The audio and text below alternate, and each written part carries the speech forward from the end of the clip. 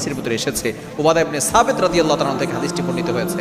নবীজি সাল্লাল্লাহু আলাইহি সাল্লাম জানিয়ে দিয়েছেন, এই রাতের শেষ সময় মধ্যরাতে যদি কারো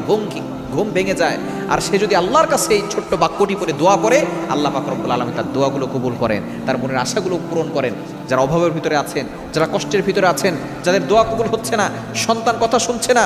এরপরে মেয়ের বিয়ে হচ্ছে না, সন্তানের ভিসা হচ্ছে না, সন্তান বাহিরে গিয়ে কোনো কাজ পাচ্ছে না, আপনি সব কিছুর জন্য এই রাতের শেষ সময় যদি হঠাৎ ঘুম ভেঙে যায়, মনে করবেন এই সময় শেষ সময় আল্লাহর ডাকে আপনার ঘুম ভেঙেছে, তখন আপনি এই দোয়াটা পড়বেন। দোয়াটি হচ্ছে লা ইলাহা ইল্লাল্লাহু ওয়াহদা লা শারীকা লা লাহুল মুলকু ওয়া লাহুল হামদু ওয়া হুয়া আলা কুল্লি শাইইন কাদির লা ইলাহা ইল্লাল্লাহু সুবহানাল্লাহি ওয়াল হামদুলিল্লাহি ওয়া লা ইলাহা ইল্লাল্লাহু আল্লাহু আকবার রব্বিগফিরলি রব্বিগফিরলি। এই বাক্যগুলো পড়ে আপনি আল্লাহর কাছে দোয়া করবেন, দেখবেন আল্লাহ তাআলা আপনার সকল দোয়াগুলো কবুল করবেন, মনের আশাগুলো আল্লাহ তাআলা পূরণ করে দিবেন।